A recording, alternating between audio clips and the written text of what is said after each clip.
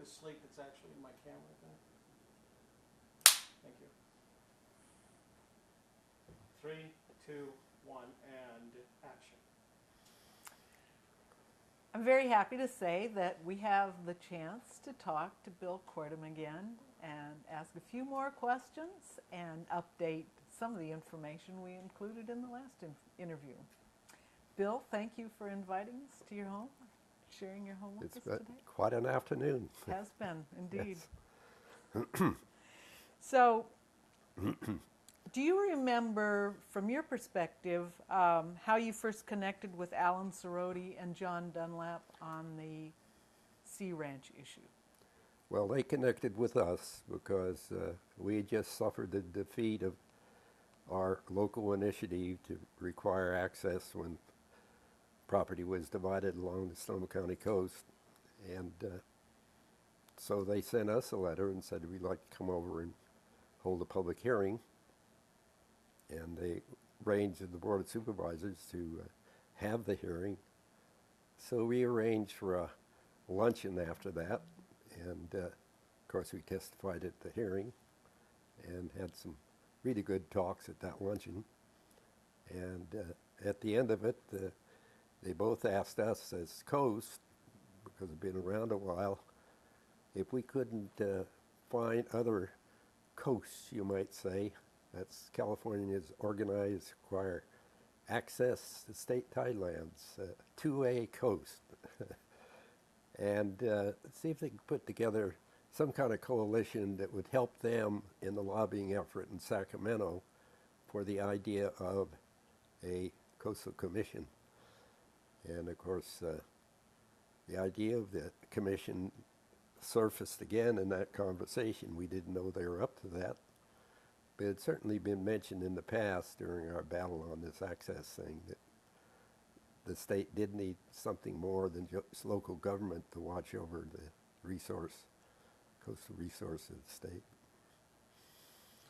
Do you remember when you first met Janet Adams? So we put together the coalition. We had about 12 organizations. We realized we didn't have the resources to travel up and down the state to talk to them. We did go to Santa Barbara and see the GOO people, and they were on board. And then we got Save Our Shorelines, the Bear organization, and Penny Island, which was the saving of the Russian River from gravel mining at its mouth, and the other 12. And we met, and the general consensus was that we should look at the recent triumph of the BCDC, and we all realized that Janet Adams had headed that up. Let's explain what BCDC is. Bay Conservation and Development Commission, which is Janet Adams lobbied that and led that fight brilliantly. And so I either called her, or I'm not even recalling how we put it together, but eventually I met Janet, and she was immediately receptive. So she said, I'll make up a budget for you and send it up to you. And meantime, you get those organizations together in the coalition. Well, I was deep into veterinary practice and 8 practitioners and very busy. I didn't have time to run up and down the state or raise the $200,000 that Janet wanted for her taking this thing over. And so I just kind of sat on it for the moment, and next thing you know, Janet had raised the money and was off and running. So I just became kind of a figurehead as chairman of the Coastal Alliance.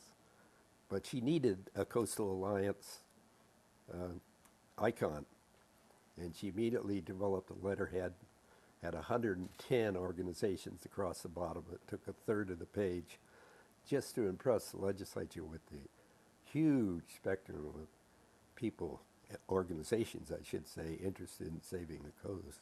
It was a brilliant move from day one on her And- part. And at the end, I'm sorry, I've got to switch it out again. okay, It doesn't tell me until it's actually running how much is left, so okay. that was good though. I'm just gonna do it quickly here.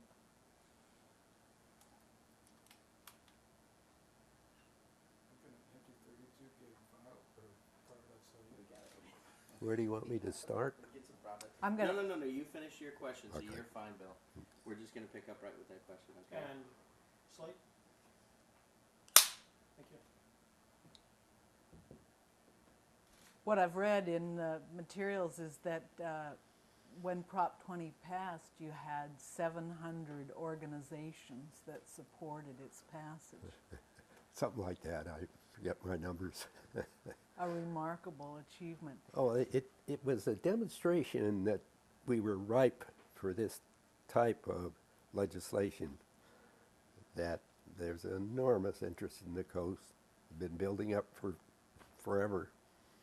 Once you experience the coast, you become very possessive of it, and it resulted in many types of organizations or ancillary organizations that, yeah, that would be a good idea. We're on board. What was your role day to day in the Prop 20 campaign? Oh, very little. That was all run by what you heard from Lou Reed and Janet and so on. I did go over and testify as chairman before the Senate committee and the Assembly committee on, what is it, 1473, and that was about it.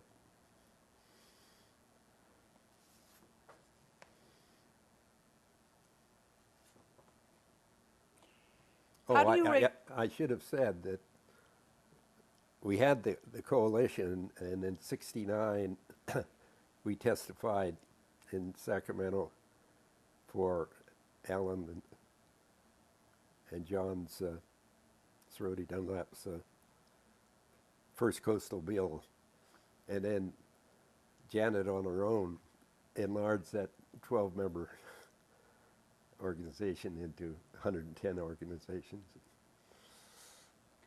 So she was doing all the work in the background. I had no idea that Sea Ranch continued to be so controversial even after the passage of Prop 20 and into the 1976 passage of the Coastal Act. Right. Why do you think that was? Well, there's recognition that that project approved by the supervisors had stirred an interest in people in Sonoma County, that access was being taken away. And so despite our pleas to the supervisors, they passed it.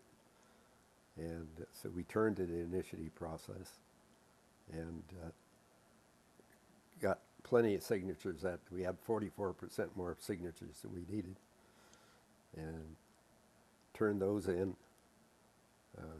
Just to give you an idea of the attitude of the supervisors, when I went to them at the beginning and told them we were going to run an initiative, the county administrator said, "That's the stupidest idea I've heard in my lifetime." It was a great satisfaction to turn those signatures in. Anyway, we ran the campaign. We had $1,500 and bought one ad in the Press Democrat. They forgot to put it in the critical day, so they published it too late. That's how, laden they were. And in the meantime, Castle and Cook and the Sea Ranch developers had put $40,000 into a massive mailing in Sonoma County saying how bad this idea was. And we couldn't believe the public would vote against their own interests, but they did. But it was so startling to the legislature, or particularly Dunlap Cerroti, that here they are all thinking about a coastal commission, so they are curious. They came over and held that on their own. It initiated the idea of a hearing over here. When I look at where Sea Ranch is, way up on the coast, compared to, say, where Broad Beach is in Malibu, do you think that the people of Sea Ranch really had a great fear of hordes of people, you know, despoiling their beach if they had public access? Or was Well, it just the principle of the matter? I think it was a principle, but it was very impractical to think you'd have that many people going up and walking on those beaches, so remote as it was. And type of people who would go that far would respect the land and not abuse it and abuse the people around it. So you've stayed involved in issues ever since. The Coastal Alliance morphed into Tell us about that. The organization it became. Well, John Zero, the Sierra Club lobbyist, we were all had the bit in our teeth to think we had won that Prop 20 campaign, and he suggested that, look, there's a lot of organizations there that could call themselves environmental. Let's put them all under one roof and call it the League of Conservation Voters, which we did, and I was on that board from the beginning for about 9 years, and we got a great deal of things accomplished, and it's kind of warped into a fairly powerful voice for the environment in California. So I'm very pleased with that outcome. And your work in Sonoma County, you told us last time you'd established the green belts, but what was hanging, you know, what was in process then was the light rail system. So tell us what happened with the light rail system. That was much later, and I got behind getting a rail into this county 22 years ago, and been pushing it ever since, with the idea that it's the most powerful land use tool you could introduce to this county that was sitting right on the edge of being more sprawl, such as Santa Clara County. And that was way before we developed our urban growth boundary system in this county, which they say will go right back on the ballot and be voted in again by the public because they like it. And that was long before we had an open space district to buy open space. And that was reconfirmed 18 years later by them re-upping the finance of that. So we have 40 years of period to buy open space, with probably what might amount eventually to almost $750 million. So we're way ahead of every county in the state as far as saving that open space, preventing sprawl. But tell me again about where's the light rail at now? So the rail was very important, and we lost the first round because the open space district went for the ballot measure to refinance themselves, and we got behind that, but that was just a little too much to ask for a quarter-cent there and another quarter-cent re-up for open space. So we were defeated in 46, but that's an off-election year, and so we knew in 08, with a big turnout, we could get across the rail issue, and we did. So the rail passed in 2008. Yeah. Are they building it? Yeah, they ought to be down at the crossing now, tearing it out and putting new rails in. Every other day I see 7 rail cars, 5 high with concrete ties go back. That's a thrill. It certainly is. How do you rate public participation in environmental issues right now? It's off a bit, but there's a certain amount of really dedicated people that stay around, and it's very important to have public involvement in elections, getting out greater numbers of people, an educated public. After the league experience, I got one of the best canvassers. We introduced a canvass operation in the league. Carl Pope and I went out and gathered $10,000 and hired the clean water people from the East Coast to come out here and run a canvass for us. it was an eye-opener to me. We had upwards of 100 canvassers out every night in the Bay Area. And I thought, we ought to try that process at a local level, on local politics. So I grabbed the best canvasser down there, Mark Green, and he was really willing, very eager to come back to Sonoma County, and we put him in charge, and he developed what we call Sonoma County Conservation Action. And we're 21 years in existence, and we have moved major issues in this county. At times we've had up to 5 city councils with progressive majorities. And our big failure is supervisorial races, because there's so much special interest money. You can't blame business putting money into a campaign when they've got a real financial axe to grind. And the only counter to that is to have a very powerful ground operation. And we ran the ground operation for getting the rail across, and we ran the ground operation to get the re-upping of the open space district. But we'd never gotten enough of our act together to get a friend of the environment on the Board of Supervisors. We have a couple of pretty good people there now. This year might give us a third. We're putting a huge effort into it. We haven't had a progressive Board of Supervisors for 20 years. Amazing what this county has done with an anti-board. Well, good luck with that. If Yeah. anybody, I have a good feeling for you, Bill.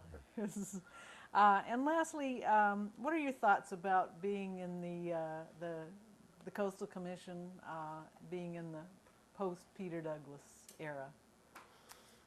Well, it's certainly a big vacuum. You think of the Coastal Commission, you think of Peter.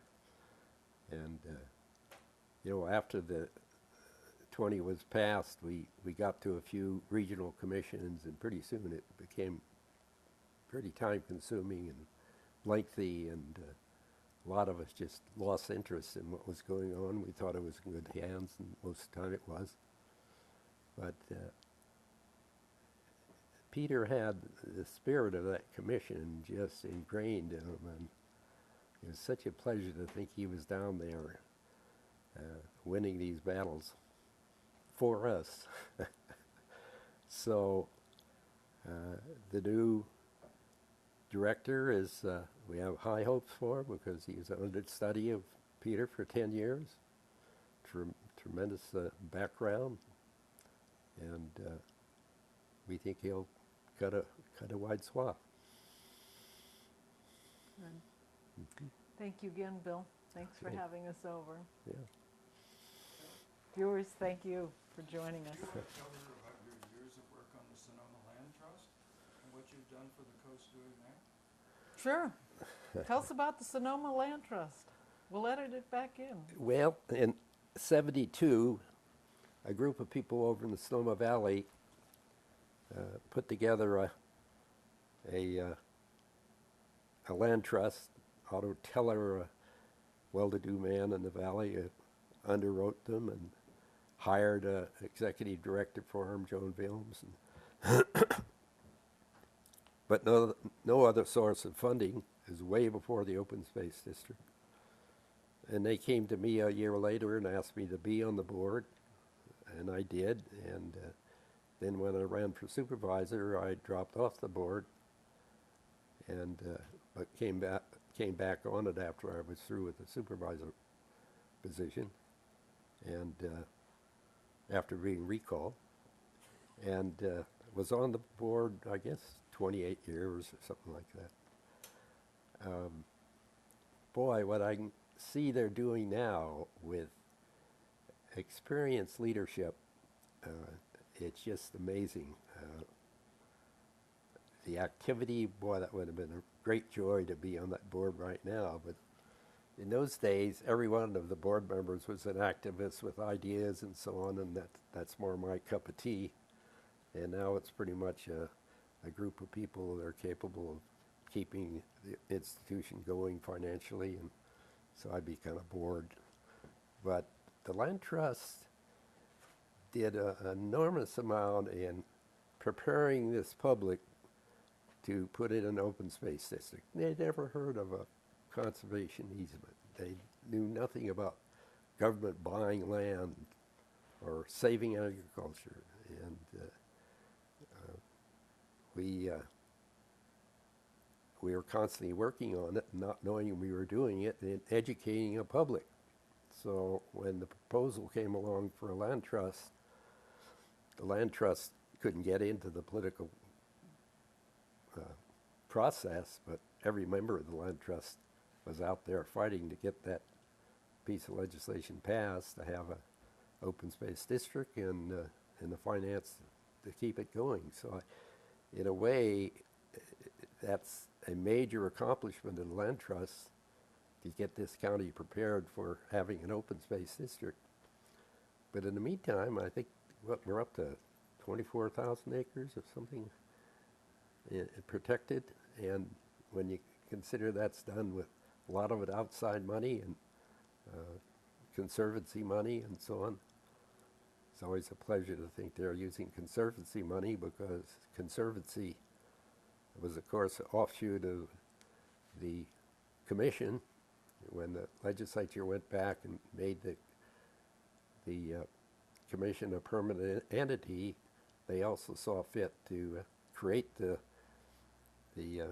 California Coastal Conservancy, and the public gets those mixed up. But it was like a land trust where money could be put in from various agencies and bond issues and so on, and they went out and bought conservation easements and a whole spectrum of things to kind of back up what the Coastal Commission was doing.